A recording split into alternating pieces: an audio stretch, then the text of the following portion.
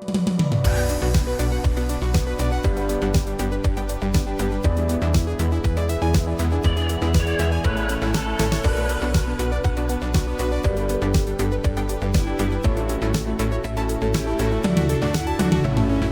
y'all. Welcome back to the Shifting Schools podcast. I'm Trisha Friedman. Jeff is away for this week, but he will be back with us soon. And I think Jeff is going to be super disappointed that he missed this conversation, in part because we talk about play and spreadsheets in the same sentence. I know he would love that.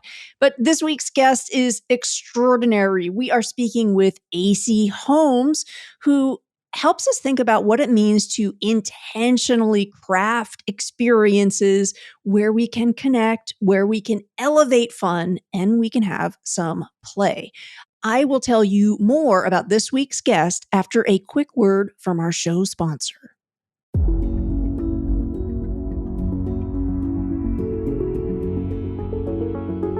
Discover the power of acknowledgement with Lebra.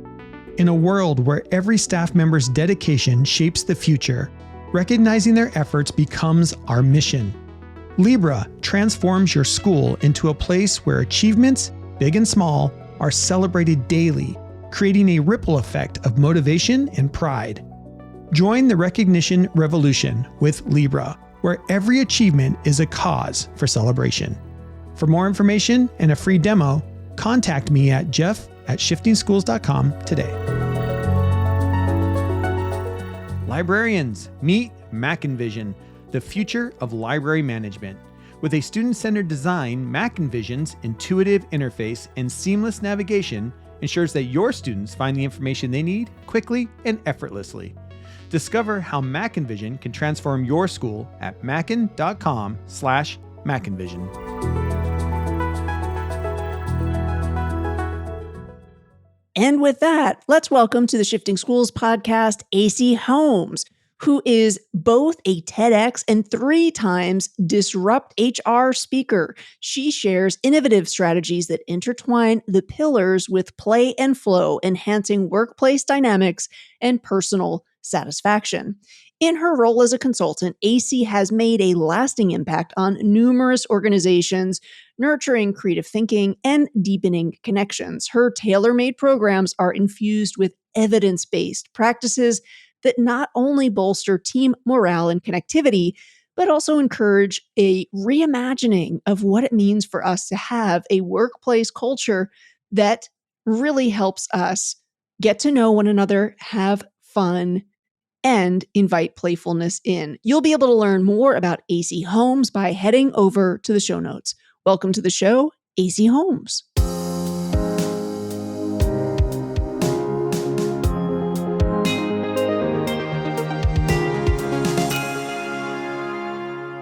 Acey, I'm thrilled to be speaking with you today about your work, about BoredLess. And I'd love to kickstart our conversation by asking you to share what one myth about play is that you hope to debunk and how your work specifically addresses that myth. I'm grateful to be here. Thanks so much for having me. I think this is going to be a really fun conversation. And this is one of my favorite questions because it is at the basis of all of the work that I do. And that is that play is just for children. That's obviously a wonderful message. Play is for children. Absolutely. Most people you don't have to argue with about play being the best way for children to learn. There are a few small populations of people who don't quite believe that. And that's why we do see some worksheets in preschool classrooms. But for the most part, people get that children learn through play and that children are supposed to play and that's what they should do with their free time and all the time. But then most people think that's it, that it's just for kids. That could not be farther from the truth. Play is beneficial to humans across our lifespan. And in my work, the research supports that it's actually vital to being a human adult. So that's definitely the biggest myth. And I would think part of that is if we zoom out and just observe society, sometimes I feel like the evidence is all around us. We know that humans need connection, they need to socialize. I'm very fortunate that where I live, I've got a great park that's just, within walking distance. And it's amazing to me what a pickleball Mm, court has done for my local community. There's intergenerational play. There's folks introducing themselves and connecting with folks. And every time I walk past with my dog, like I'm invited, hey, if you're curious, you want to try things out. Or every once in a while, I will see someone else's dog get loose and try to steal the oh, pickleball. And people have a yeah. laugh, they connect. But I really think about what location and that like little play center has done for the adults in my neighborhood.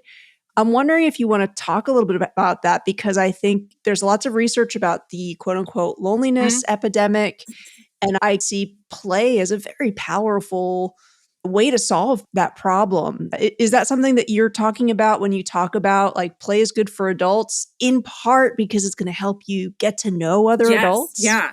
In the past, 10 years or so, the concept of sitting is the new smoking, right, has been a thing. And it's starting to lean into now loneliness is the new sitting. So, yes, lots of unfortunate research about how lonely we are as a society, globally, even, but especially in America. I actually saw someone post recently. It was probably on LinkedIn, and they were talking about visiting a college campus with their child who was touring to see if they wanted to go to school there. And I think it was a school they had been a part of in some fashion. And they were walking through and they said something just felt off. And they couldn't figure out what it was. And they realized how it was because of how quiet it was. They're walking across a quad at a college campus during the semester, full everything going on. And they said it was so quiet, nice weather, lots of people outside, but it was so quiet. And everyone was on their phones. And we're not going to go into a conversation about phones. That's linked, but otherwise. But that just, you think about when I was in college, especially a while back now, we don't have to say how many years. Nobody needs math right now. But there was hacky sack and music circles and discussion groups, and everybody was actively engaging together. And the way that I present play to individuals, all of those things I said are play. Hacky sack and music are more common forms of play, but also just sitting around discussing a book, that can be play. Doing any sort of art, maybe just a puzzle, whatever the game is. But people connecting with other people is definitely a big part of play. And so it has definitely changed a lot. And so for your park, for your location, before there was pickleball, what did they have to do together? Maybe not as much. Maybe it just wasn't quite as obvious too, right? There's a lot of opportunities, but as modern working adults, we stay quite busy. So to put that effort into, okay, maybe I should go out and do something with someone else today, but gosh, I'm tired. And gosh, maybe I'll just do the laundry instead. That's very easy to fall back into. So the pickleball sort of, epidemic, I think we could call it this way, positive epidemic, is giving people an easy way to, okay, there is physical movement, but it's not, the skill level to access it isn't too high. You might get sweaty, but maybe not. You can choose your level of physical interaction there. And then like you were talking about already, then you're just instantly around other people in a way that makes meeting new people a little less nerve-wracking. So there's something else to talk about. You don't have to go into, hi, what's your name? So many people in the world are uncomfortable with small talk, me being one of them. And so it gives, instead of, how are you today? Oh, nice. What do you do? And then we're talking about work, and nobody wants that at the park on a Saturday, right? But pickleball, oh, have you ever played? Well, my cousin plays. Oh, where's your cousin? And then I just moved here from so-and-so. Boom, you're making connections immediately. So pickleball being one form of that, play in so many other fashions is absolutely a great catalyst for that. And in my work, I do talk about that in that I'm building the connection between corporate teams, because it's one thing to be lonely in social settings in our society these days, but the disconnection between people at work it's just awful right now. So bringing in what I call playful work design, same kind of catalyst. It works for the same goal. I'm wondering if that playful work design, if we could talk a little bit more about specifically what that looks like. And listeners, I want to point you to on Acey's BoredLess website, you've got this great resource, non-cringy icebreakers. I love that for two reasons. One, I think just the title of that alone helps start a conversation about some of the icebreakers that are not doing what we want them to do. We need to have that conversation in lots of different spaces. But two, you're really empowering some folks who may not necessarily, we talk about how important connection is, but it's not necessarily something that's explicitly Right. taught. And I think too about how important listening skills are. And I think each one of your non-cringy icebreakers all sets folks up to really be like listening a little bit deeper. So when you're talking about playful work design, is that resource a part of what you're talking about when you do that work? Absolutely. So my non-cringy icebreakers were created out of my personal experience, first and foremost. What you were talking about, that we aren't taught connection. And in the world, I am neurodivergent. I'll share that right away. I have ADHD, late diagnosed as an adult. And understanding my brain now compared to what not liking small talk, not really being always comfortable and effective in meeting new people. But if you ask people that know me, I'm very extroverted. I'm very friendly. I will talk to a lot of people, but for me, it's very contingent on energy levels and where I am and who is maybe nearby, even if not like fully present. But so understanding, especially seeing now, we're seeing so many more adults start to identify as neurodivergent, and understanding that everyone's concept of having a one-on-one conversation is very different. And that's okay, that we're not working to change that we're working to help ourselves as individuals understand that. So the non-cringy icebreakers came from knowing that, honestly, at least half of the people in any given room for any given sort of traditional icebreaker hate it with the passion of fiery hot sun. So that's why I created those. But it is actually absolutely a great example of playful work design. So playful work design, talking about designing work, right? So there's a whole field of science that studies job crafting, and that goes into great detail, and it's very scientific, very specific about what's being done. But for me, the concept of it is, let's look at our work, general work, what we've now been doing for over 100 years, really. The corporate professional realm has been the same for 100 years. So let's look at that, see what changes that we can make. What can we design differently for that work? And then adding the playfulness. And I'm very intentional about the word playful. So we're not just bringing play to work. That is one aspect of it. It's kind of part of it.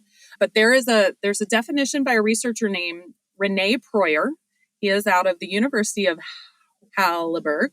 I'm pretty sure I'm not saying that correct, but I can spell his name, Rene, and Proyer is Proyer. And he has a definition of playful. So he studies personality science, and his definition of playfulness is the ability to reframe any situation to be interesting, entertaining, or stimulating.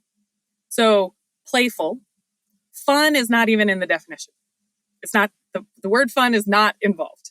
And that's another thing that I intentionally avoid when we're talking about at work, because some leadership has seen this shift in loneliness and disengagement, et cetera, et cetera. Oh, well, we'll do something fun. Forced fun is never fun. And people will not agree on what is fun.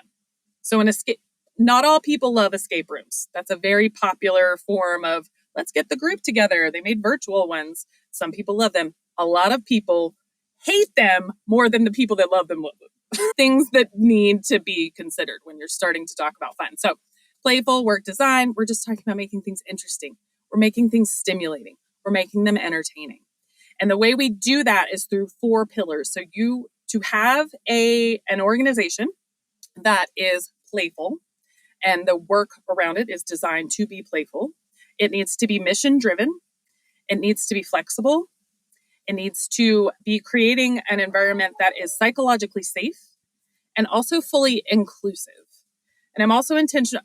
My background is speech language pathology, so words mean a lot to me. So I'm very intentional about the word inclusive rather than just diverse, because you can have a very diverse community, workforce, group, whatever it is.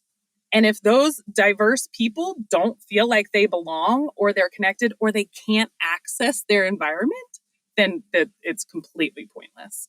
So being inclusive and accessible in that way. So that's what playful work design is. And the cringy icebreakers are a great example of it.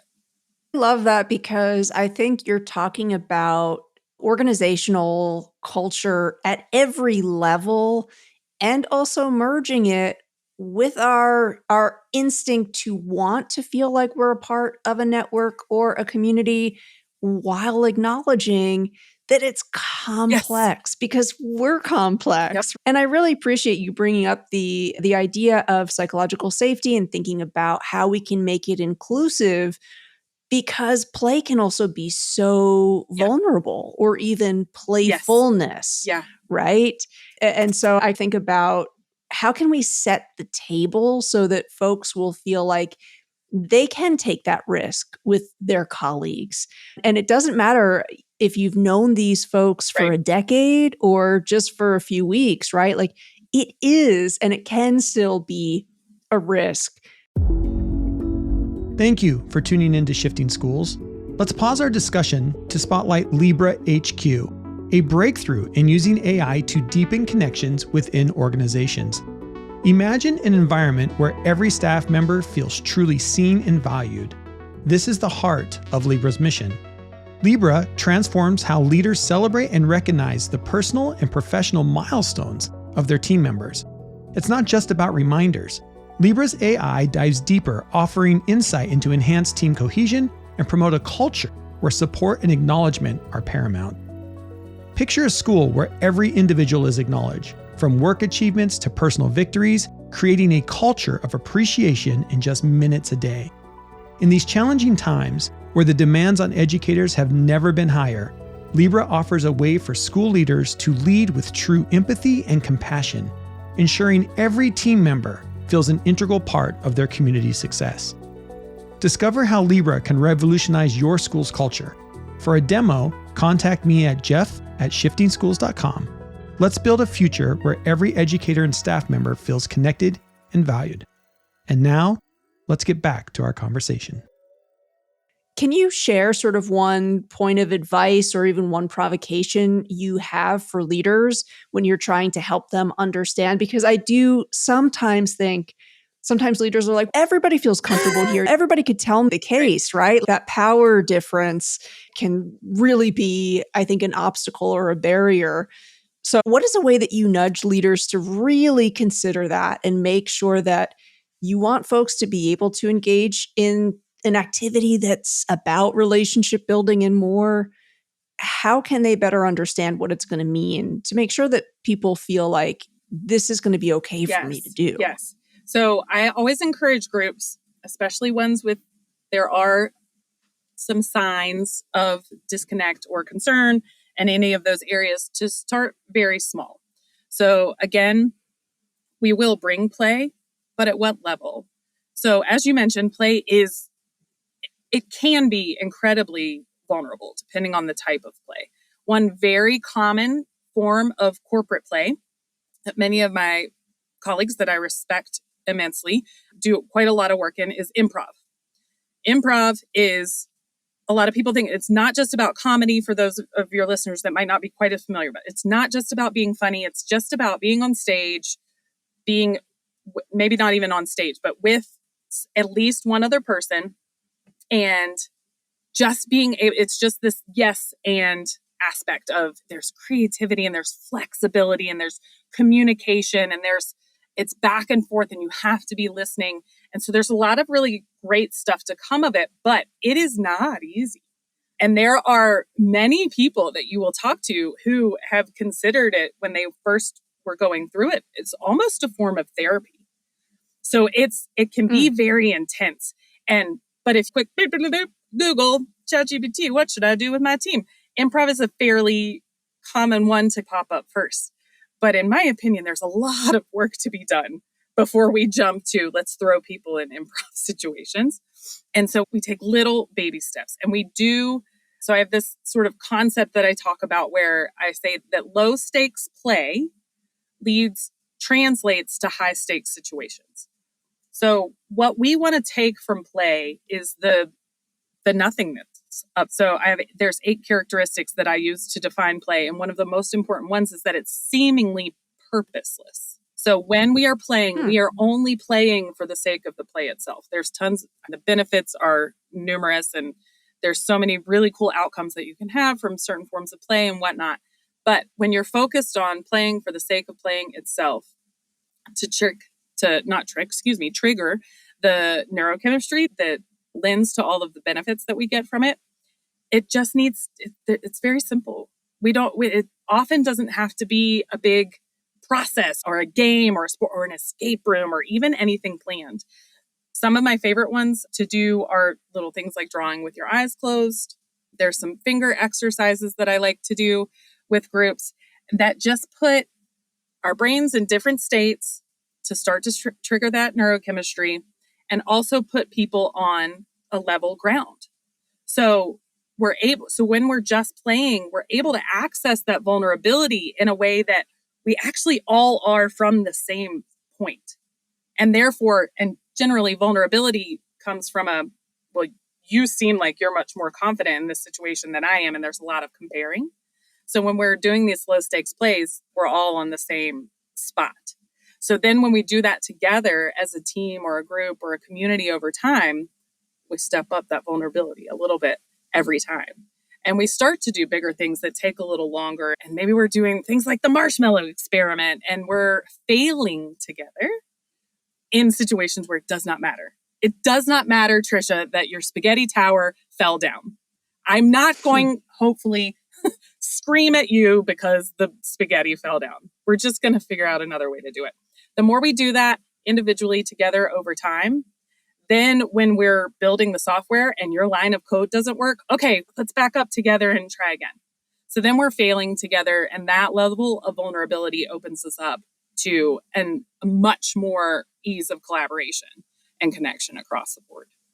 Now, Acey, I'm wondering if when you're setting that up, if there is a conversation that you usually have. I hear you and I agree with you fully about like fun for the sake of fun, that state of flow that can just enjoying it because we need to enjoy things. All of that I totally agree with.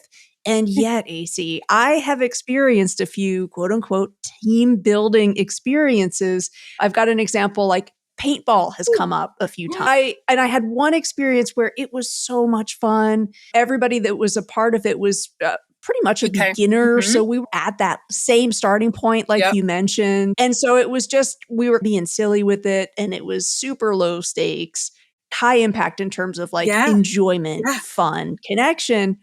I did that again. And we had a few people that were a part of it this time who were like, they were paintball pros and they were getting very frustrated with some of their teammates who didn't have that same skill set. And I'll tell you, when we were done, people just left. It didn't have that same ending vibe of, hey, let's go for dinner now, laughing, recollecting some of the great moments. So how do you ensure that second example doesn't happen as much? I know it, but are there a few things that we can do where, as you said, we want to establish we're enjoying this for the sake of enjoyment, and also let's try to think about the community experience rather than just my individual experience? Is there any guidance you have with that? So I lead with, it's going to seem, you're going to go, oh, of course, but I'll talk through it more. Transparent messaging when it comes to this. So for corporate leaders, for any team leaders, doesn't have to just be corporate, schools, nonprofits. When you're crafting these, I highly encourage first just asking your people, doing a quick survey. Hey, has anyone ever played paintball before? Sorry to throw this twist, but I think it's one of the important ones. We could potentially run across someone who's had gun trauma in their life.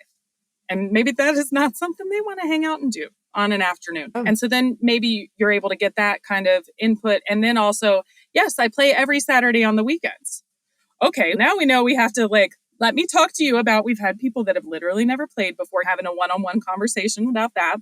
Maybe set them up to lead the people you teach them rather than, oh, this is going to be outright competition, right? And saying that point, this is another very good point. Generally, because of the way we have been presented things across time, a group given such a task will generally lend towards, oh, this is competitive and I need to win something. Even if that's never said. Right. I was at I did a workshop, I guess maybe it's been 2 weeks now, but very recently, and did the whole thing. We talked about play. Their executive director was amazing. She had just the coolest afternoon for them set up. We worked on it together. We were in this beautiful garden, and she split them into groups. And she said, I wanted them to do some sort of scavenger hunt. So I suggested that it was with the university. I suggested that they find the letters of their university in nature, right? And then it was that, and find something. She gave them 3 or 4 things to find, to go have fun. One group literally ran out the door. And the other groups watched them and they went, are we supposed to hurry? And she said, oh, no, there's no prize. We're not going to win anything. But that group they assumed they would win something. So very clear messaging. When you think you've said enough, you probably haven't. So being very clear, but also back to asking. There will be people on your team who have done really cool things with other teams and groups that will share ideas that we would have never thought of. And so that's a great way to find it. But also parsing through, looking for patterns. What do people enjoy? And then the very crucial part to asking anything is actually listening and then acting on it. And then saying aloud, I heard you all say this, so I made this choice. So I find that to be very effective and something that a lot of us as leaders skip over, not maliciously, just because we think we don't need to, but we do. I appreciate that, Acey. And I think, again, that key word there is crafting. You really do want to be intentional in the setup. So thank you. That's a great reminder. Mackin Educational Resources has once again partnered with us for our summer mini-series. Thank you to Mackin for continuing to be a partner of the Shifting Schools community. Their new product, MackinVision, is the future of library management. Created with your students' need at the forefront, MackinVision offers a user-friendly interface that simplifies navigation, making it easy for students to find what they need. This state-of-the-art system includes features like intuitive browsing, secure multi-level access, multimedia searching, and whole school rostering. Additionally, it has a teacher library portal, aggregated dashboard, live analytics, and centralized reporting. MackinVision is designed to streamline your school's library operations. Learn more about how MackinVision can benefit your school at mackin.com/MackinVision. Schedule your free demonstration and experience the future today. Your energy is just palpable, listeners. You don't have the visual experience for this conversation, but I'm sure that's coming through just in the audio. And I'm willing to bet that play is useful to you personally, professionally. To what extent do you think you're only able to do the work that you do because you personally make time for play? I think a big part of it probably comes from my own journey of figuring it out and the reason that I started to study this in such detail. So I mentioned already, I have a clinical background. I was a speech language pathologist. I was a teacher of the deaf before that. Spent a lot of time literally on the floor with kids and blocks and toy cars. Played for a living, burnt out. Some people have much more severe burnout stories from me, and I think I got it stopped before I ended up hospitalized. A lot of people have been through some really physical, awful situations because of burnout. My mental and emotional status was just absolutely in the tank. And the circumstances of my professional life and personal life did not match what was happening. And it was almost on accident that I discovered this whole process, the one ADHD for one, my brain following multiple rabbit paths all at one time. And just going out to try something new and tried to get into the toy industry, started really digging into toys and play and hold on a second, wait a second, what's going on in the world? And just starting to connect the dots and figure all of that out. Then falling into the research about flow from me, High Chicks That Me Eyes standpoint, and really putting all of that together. First of all, I discovered in my research that a lot of my journey of that exploration in itself was play, because I was being curious and I was not traditional creativity. I just gave a speech a couple weeks ago that talked a lot about like that creativity isn't just about art you put in a gallery or music that you sing on stage. It's about a lot more. So coming at just looking at life creatively and what am I going to do different tomorrow? That kind of thing. So realizing that was play.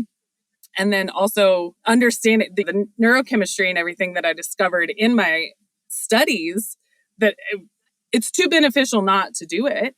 And so now I put it into my schedule. I don't have to be as intentional about it anymore because it really is a part of who I am.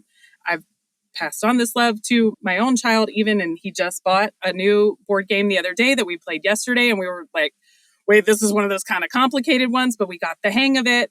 And did I take 30 minutes out of my workday? Yes, I did. Full disclosure, I am a solo entrepreneur. I'm the boss. I didn't have to ask for permission. And I know that does limit some people, but being intentional about that in multiple options I think it allows me like to be behind the curtain and because I'm experiencing it. So then when I'm out there working with individuals or with teams and saying, yes, here's the science about play, and this is what's happening in your brain, and this is why it's beneficial. Because you can say that all day long, but we also know the science behind yoga, and we know the science behind taking a walk every day and not drinking alcohol. But generally, most of us are not consistently making those right decisions. So I think it takes a lot more than just sharing the information. And so I think my play that I do personally and professionally, I think comes through and supports that in that way. Yeah. I'm wondering, I totally appreciate what you said about doing the research for you felt really playful because it really nudged your curiosity bug to dig even deeper. And something that I've loved about this series that we're doing is how often it comes up from experts like yourself that play is highly personal, right? And everybody has their own definition for the play that works best for them. And you talked about also the importance of playfulness and that play does not mean we have to spend $100 going to some place or purchasing something. And it really has had me thinking and doing almost like a personal audit of what are the things that organically bring play into my day. I think about as someone that is blessed to have a dog living under her roof. There's a certain extent of playfulness that's a part of every single day because I feel like dogs are incredibly playful. They're great at that. But I'm thinking too, there's a few sort of like little routines that my wife and I have where every time we go to our local, we actually check out the CD section. I know that's like so retro. And we will ensure that we randomly pick a few CDs that we will listen to while we're cooking. And like, it usually lends itself to some light kitchen dancing. The dog participates. It's just, that's a simple thing that costs us nothing. Literally nothing. Literally nothing. And actually is super fun. And I'm wondering if you have some advice or any anecdotes. Our listeners, I'm really hoping by now are saying, this is something that I want to value more. It's something that I want to embed into my professional practice, but also into my personal life. What do you think folks can be doing to better bring play into their day-to-day lives? So I love that so much. And I will probably start using that as an example. If you don't mind, I will credit you.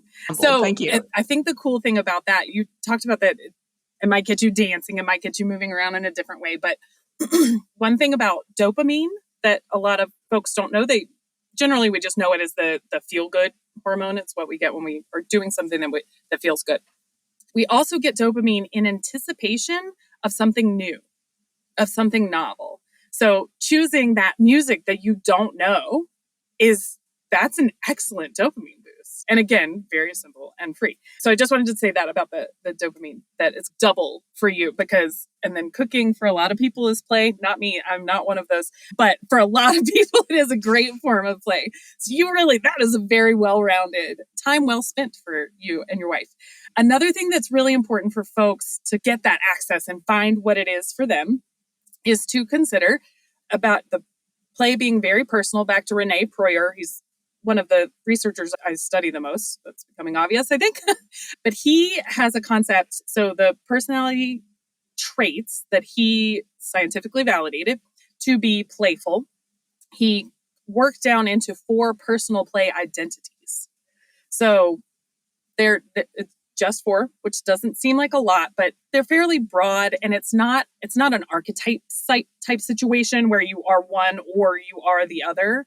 You can be all 4, you can be one in certain situations, one in different ones. But the one is lighthearted. That's generally what people think of when they hear the word play or playful. It's carefree. It's maybe a little spontaneous. It's not as worried about consequences. We're just going to do whatever. That's lighthearted.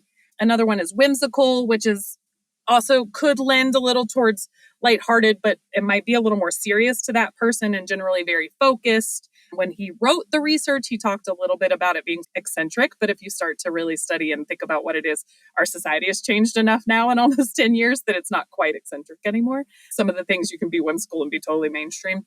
And then, so lighthearted, whimsical, relational, that's very much in relation with others.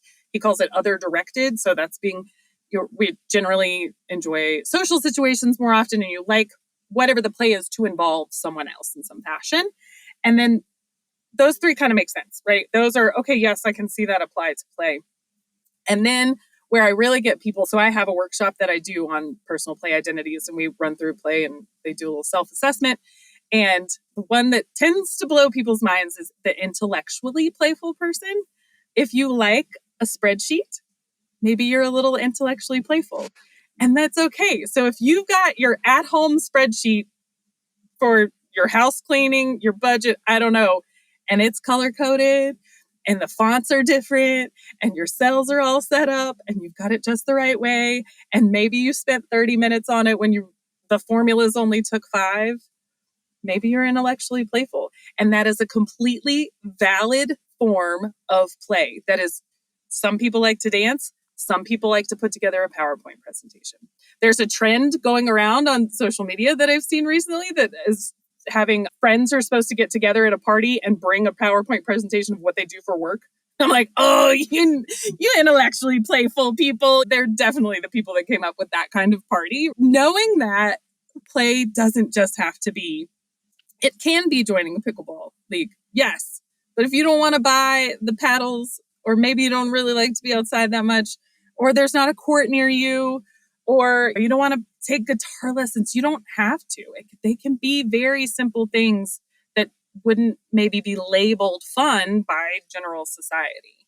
So working through your own personal play identity can really help start to understand what joy is for you, because sometimes and also for listeners that are like, I still don't know what fun means. What do you mean I'm supposed to have fun? I don't grasp it. That's a very common adult response because we've been disconnected from it for so long that it's not always easy to just, okay, I'll start playing. So don't want anybody to feel bad because that's very common and normal. I love you taking us through that, because I'm also thinking, for folks who are listening and they are organizing perhaps like a team building activity, to me, it might make sense to have a menu where each of those 4, there's going to be something for them. Also, as we explore our own play identity, how great it would be as like a personal challenge to see, can I dip my toe into each of the 4 types? Like over the course of the year, can my team or my family set out to try out each of the 4 and see at a point in time which one really appeals to me? Yeah. And I think that's really great. I am also sure that listeners are thinking, There is a lot more to play than we initially thought. So your website, of course, is going to be over there in the show notes as well. You're always sharing great stuff on LinkedIn. So any of our listeners who are in that space, I would strongly recommend you follow Acey on LinkedIn. I know that you're also on Instagram. Anything else that you would love listeners to know if they're thinking, we need Acey to come and talk more with us? Anything else that you'd like them to know in terms of connecting with you and what you can offer to schools? Yeah, so my website is definitely that. I lead with intellectually playful. So when I decided to start this company, I spent way too many hours on my own website, having never done that before. And I loved every second of it. Could I have paid someone to do it? Absolutely. But I really enjoyed that experience. And I stay on top of it over time. And it's definitely not professional web design worthy, but it's mine and I've enjoyed it. But I do feel like it's fairly comprehensive because ADHD over communication and sharing is there. So yeah, the website is a great place. I have a few digital products that are available, and there's a link at the bottom that says store. But my favorite thing is this, just talking to people and helping them understand play. I would love to connect with anyone. I am pretty active on LinkedIn, as Trisha said, maybe too active, and I also have an email newsletter that is, I try to keep it that it's like an actionable tip, and it's one a week, sometimes less, depending on my focus. But yeah, that's me. Wonderful. And listeners, I'm hoping some of you might consider having someone like Acey come and speak to your parents and caretakers, because there's definitely a trend that I have noticed where I think we have not done a good enough job communicating with parents and caretakers just how important free play is for children. And I do sometimes think like the expertise, the research back stuff can really underscore children need this. I think now more than ever before. Yeah, parents and professionals that work with children are that's a special population to me, because I am a parent still, and I was a professional that worked with children and worked alongside all varieties of those professionals. And I think it's important, yes, to talk about the research about unstructured free play, and that's twofold, right? Like, we're benefiting the children, but it also actually takes a little bit of pressure off the parent and the caregiver, because it's literal free, like literally free play. You don't have to plan it. You don't have to organize it. You don't have to get things set up. You might have to clean up depending on what kind of outside situation was included.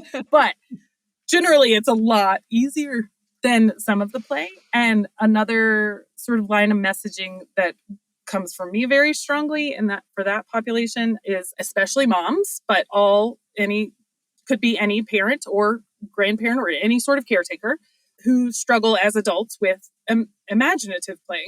And children are very often coming up to us saying, will you please pretend to be the dragon and I'm the princess and I'm going to slay the dragon? And it's no thing, but then there's this huge level of guilt with everything that goes around saying that what we should do. And so I like to have frank conversations with those folks about that's completely unnecessary. And it is normal, and it is okay if you don't enjoy that sort of imaginative play, and talking with folks about what they can do instead with their kids and what they can even do in their own lives that could eventually over time lend to, oh, wait, maybe I actually don't mind doing this as much as I used to hate it. So the dragon ints, right? Yeah.